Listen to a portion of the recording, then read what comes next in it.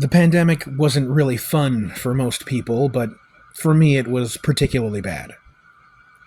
The landlord I had at the time saw the writing on the wall and decided not to renew the lease on the apartment I was sharing with my roommate at the time to avoid any issues with the moratorium being placed on evictions. I had to work the day that she wanted to come over and discuss the details with us, and my roommate decided it was the perfect opportunity to get blackout drunk. So he forgot, and when the time came for us to move out, I had nowhere to go and no idea what to do at the very last second. So I took the money that I had and the most important stuff that I could carry and got a room at the cheapest motel that I could find on Google search, the Crimson Cradle Inn. It was one of those roadside deals on the very edge of town. You're still technically in the city, but not nearby anything important or useful. It's the kind of place where everyone knows it's a good spot to go when your idea of fun goes a little beyond just a few beers and shooting pool with the boys. Pimps, sex workers, drug addicts and dealers, people on the very fringe of society, people that don't fit just right into that cookie-cutter idea of conformity call a place like this home. It's not like it was a crack house or some kind of drug den, but it wasn't necessarily a church either, if you understand what I mean. I had just enough money for 2 weeks' worth of stay and had no job and no prospects. Things were looking pretty bleak, and I was looking for any opportunity and willing to do anything really to improve my situation at least a little bit. The rooms themselves here were nothing special. They had everything you would expect a hotel room to have: microwave, mini fridge, bathroom with a shower, a big bed with a TV and dresser, stale smell of cigarettes, and what could be old food in the trash can. The lamps had little plug-ins for charging your phone, and there was an ironing board for your clothes in the closet. I had everything I needed for now. If anything, it was a little cozy, since most of my free time was going to be spent in here hiding from the pandemic playing video games. One day, while I was in the lobby paying for my room, the clerk started asking me questions about who I was and why I was staying, the sort of stuff that you'd be curious about if someone came to your hotel and started asking about week-long stay deals. He was a skinny, pale man with dirty blonde curly hair and sunken-in, bloodshot blue eyes that gave the impression he hadn't slept properly in, well, it looked like he hadn't slept in weeks. He wore a red baseball cap and dime store security vest with a faded, rusty name tag that read Johnny everywhere he went, and seemed to do anything and everything that needed doing. So much so that it seemed like he was the only employee there, besides one other desk woman and a few housekeepers that did the laundry. The conversation eventually led to my situation, and when he heard that I was looking for work, he got excited, almost desperate, as he reached out to ask if I wanted a job. You looking for work? Really?" He gasped, almost as if I was surprised I'd be willing to say so. "Hey, you need some work. I'm your man. I got you, no problem. I'm your man." Without letting me really say anything in response, he ducked behind the counter and started writing something down on a piece of paper. "You ever worked third shift before?" he asked, without looking up from his piece of paper. "It's totally great. You'll love it. You gotta get some coffee in you, but you'll love it." He spent the next 30 minutes going over the job and explaining everything that I would be expected to do, all while repeating over and over again that if I needed help or anything at all, that he was my man, like it was some kind of catchphrase of his. Mind you, I haven't actually agreed to working for this place yet, but given my situation, I was inclined to just let him talk and let him think that he had gotten me already, just to see if it was worth it. "Seriously, all I do is just play my PlayStation all night. It's really great. Every now and then you'll just have to answer some phones and take care of some other stuff." He stammered and played with the collar of his shirt. Just like basic cleaning and stuff, yeah, and answering people's questions on the phones."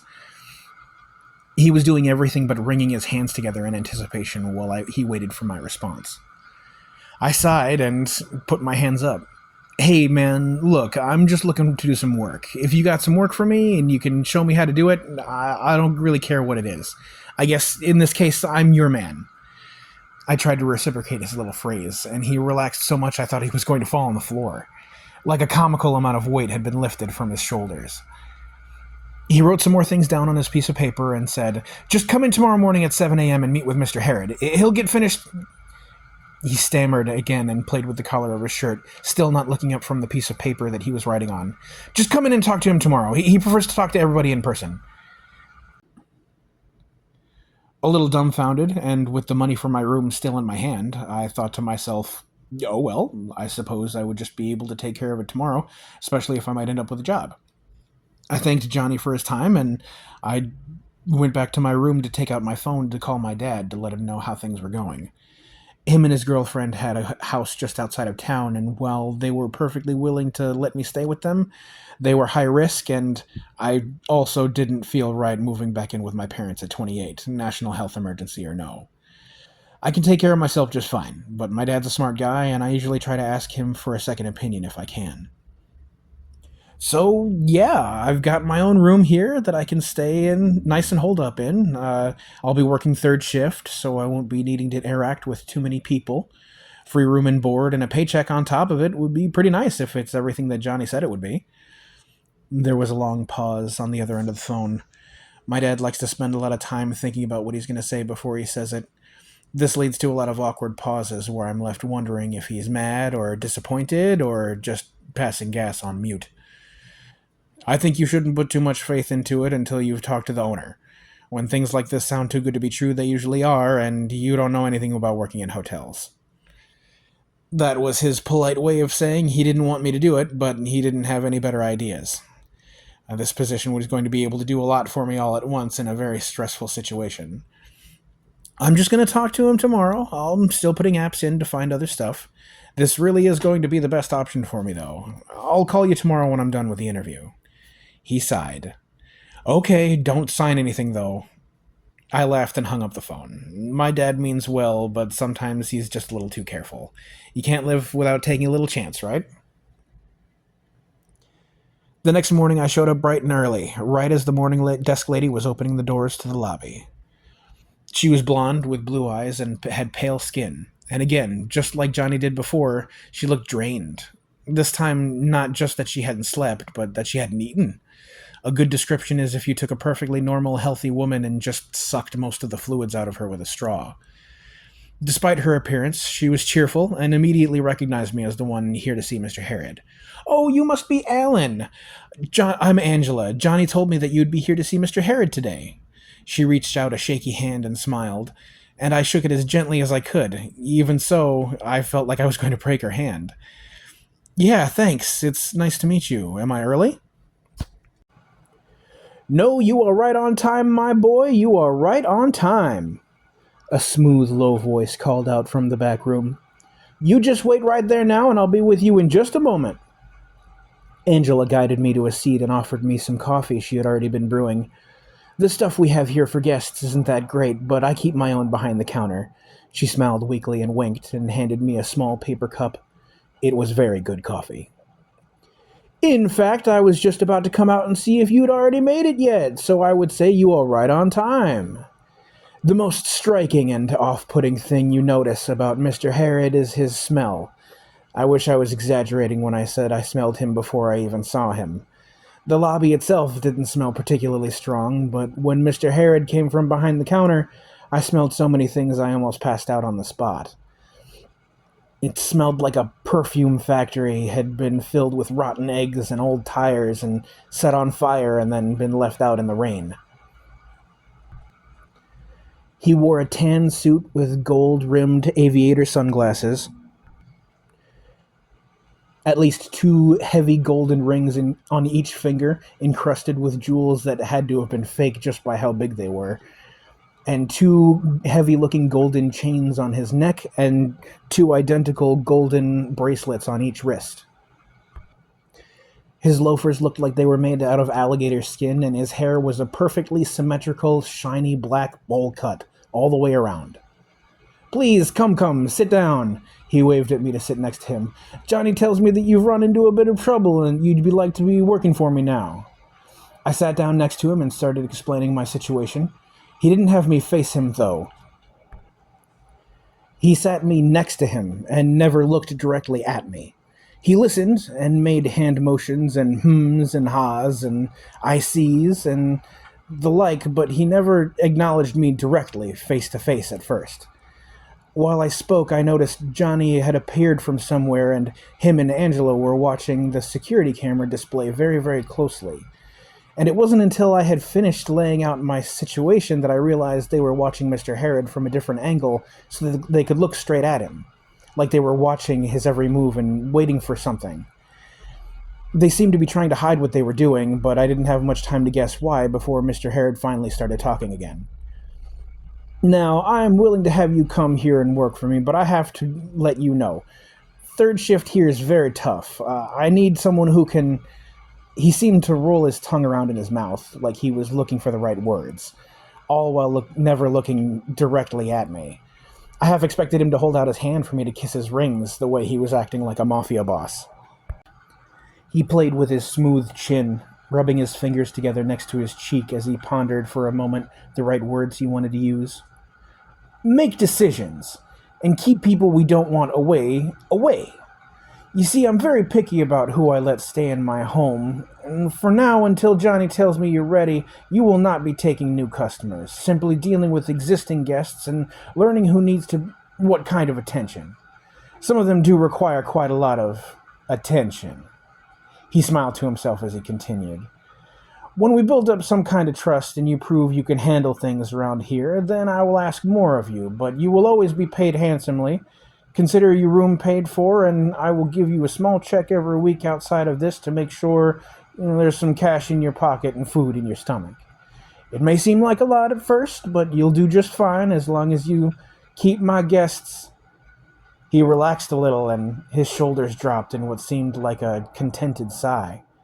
Happy. The word escaped his chest like a gasp of air after taking a deep drink of cold water on a hot day.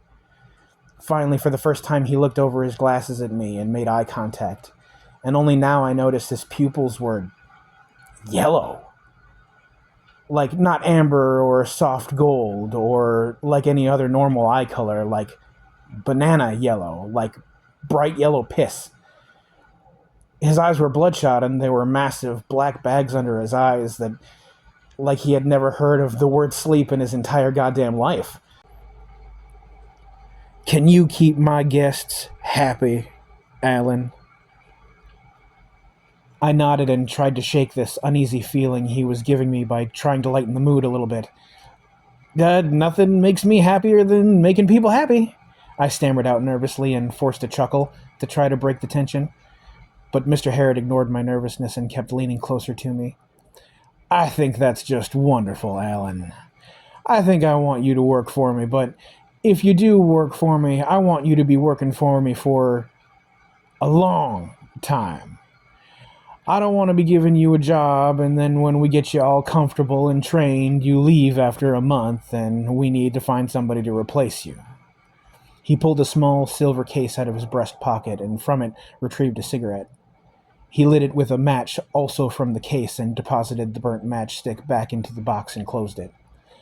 If I thought he smelled bad before, then now I was about to throw up. Whatever was in that cigarette was nothing I had ever smelled before, and it made me want to jump out of my skin. The air in this place already seemed heavy, and the longer I was around Mr. Herod and interacting with him, I felt like I was going to pass out. Like a claustrophobia was taking over me and giving me tunnel vision, and focusing on him and what he was saying was the only way to stay awake. I really don't have anywhere else to go, sir. I can't imagine being able to find a place right away, even if you did pay me a whole bunch. And it would be safer for me to stay put until this mess with the pandemic is over with. So, for now, I got nothing else to lose. I guess I'm your man. As soon as the words left my mouth, the tone of the room changed completely. Without being told, as if I had said some secret phrase or something that they wanted to hear, Johnny got up from where he was and went to lock the front door of the lobby. And then him and Angela moved farther back into the lobby and disappeared behind the employee-only section. It felt cold, like suddenly the sun had gone out. My chest started to feel heavy. Now that is just what I like to hear. The chairs we were sitting in had their backs against the wall facing the front door of the lobby, and there was a small end table between them. He turned his chair to face me, and I absent-mindedly did the same, and he moved the table between us.